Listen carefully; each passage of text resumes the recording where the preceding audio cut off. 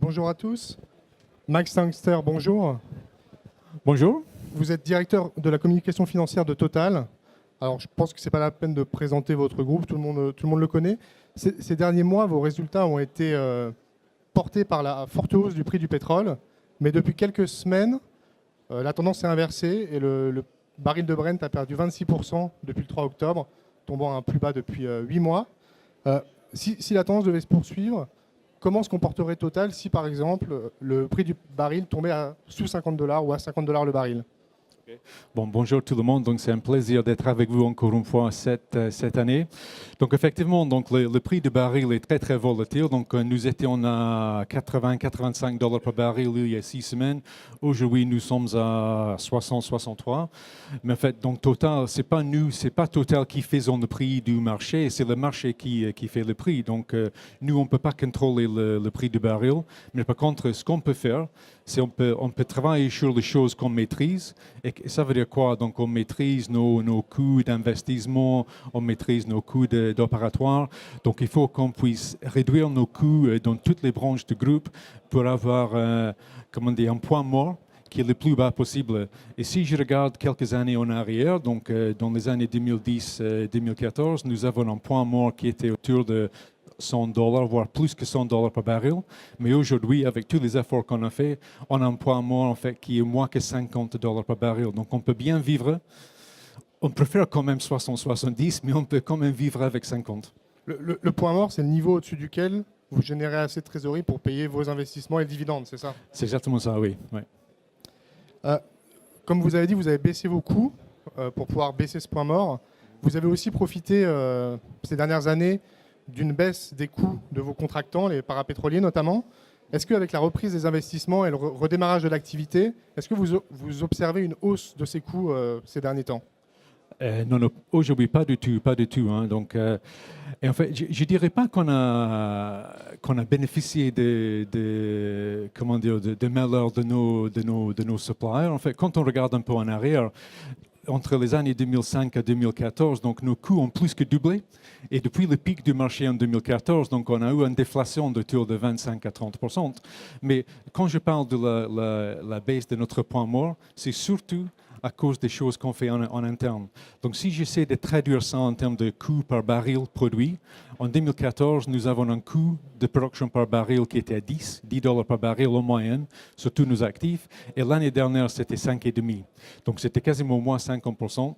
Et on estime que la plupart de ça vient de nos propres actions en interne d'améliorer notre efficacité, pas la baisse des prix de nos contracteurs. Alors, vos résultats ont été portés par la hausse du prix du pétrole. Ils ont aussi été portés par une forte hausse de votre production d'hydrocarbures qui est attendue à plus 8% en 2018. C'est beaucoup pour un pétrolier. Est-ce qu'on peut s'attendre à ces niveaux de croissance pour les prochaines années de cet ordre-là aussi? Oui, donc effectivement, donc notre production pétrolière va augmenter par autour de 8% cette année. Et en fait, on a un objectif de faire une croissance de 5% en moyenne par année entre 2017 jusqu'à 2022. Donc, on ne va pas faire 8% chaque année. 8%, c'est quand même assez exceptionnel, je pense, pour une société la taille de Total. Mais on pense qu'on peut faire 5% en moyenne sur 5 ans. Et en fait, donc cette croissance, ça vient d'où? En fait, donc ça vient, je dirais, plutôt de deux sources un peu différentes. Donc, on a investi beaucoup ces dernières années sur les nouveaux projets. On a une quinzaine de grands projets donc, qui a démarré en 2017, 2018 ou qui va démarrer donc, d'ici fin de cette année. Et donc, ça, ils ont amené beaucoup de nouvelles productions. Et en même temps, en fait, on a tiré parti du cycle pétrolier.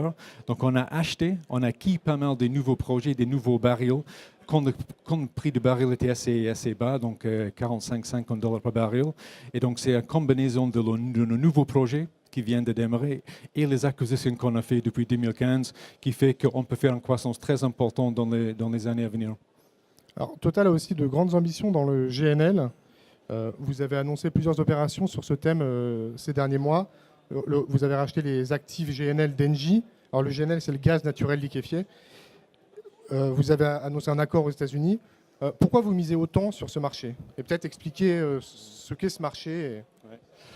En fait, donc, je ne sais pas si vous connaissez ce qui est le GNL. Donc, c'est le gaz naturel liquéfié. Donc, c'est le gaz naturel qu'on liquéfie pour pouvoir le transporter dans les autres endroits du monde.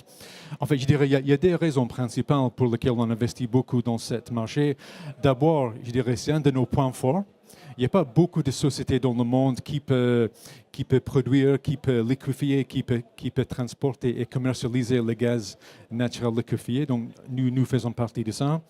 Et deuxièmement, en fait, c'est un marché qui est en très forte croissance. Et c'est en très forte croissance, surtout à cause de la demande en Asie et surtout en fait grâce à la Chine. En fait, il y a une décision politique prise en Chine. En fait, il veut être beaucoup moins dépendant sur le charbon pour pouvoir générer de l'électricité. Donc, ils ont pris un choix. Ils veulent augmenter la partie du gaz dans le energy mix là-bas, donc de 3% à 15%. Donc, on a vu une demande très, très importante depuis quelques années.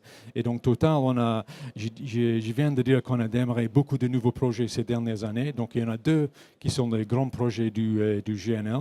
Un projet qui s'appelle Yamal LNG en Russie, donc qui a démarré fin de l'année dernière.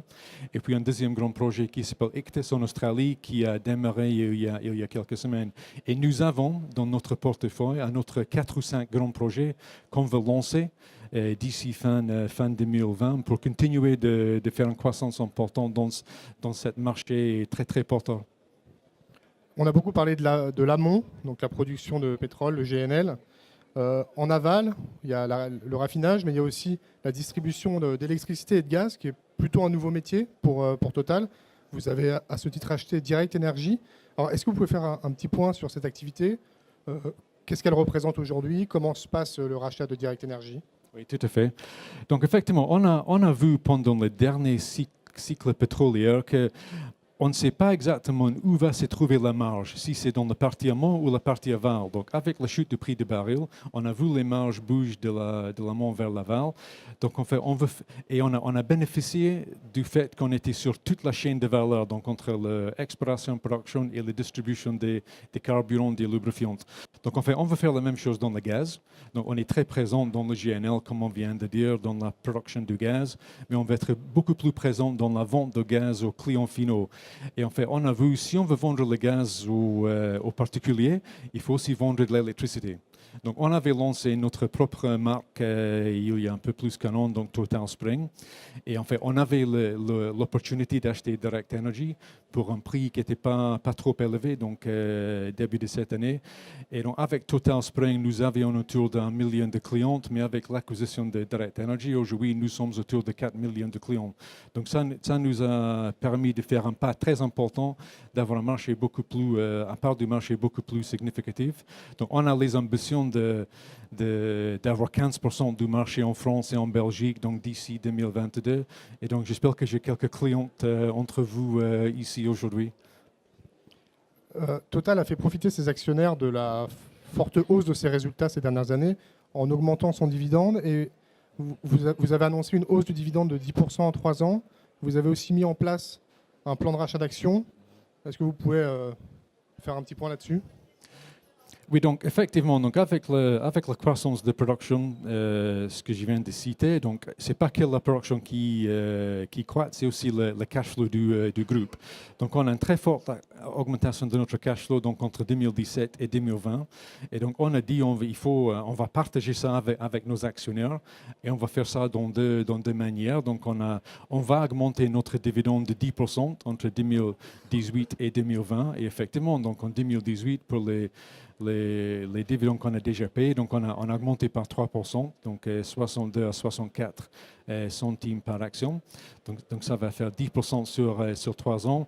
Et la deuxième chose, en fait, donc c'est le rachat. C'est 64 centimes par action par trimestre. Hein, pardon, excuse-moi, oui, par trimestre, oui. Très bon point.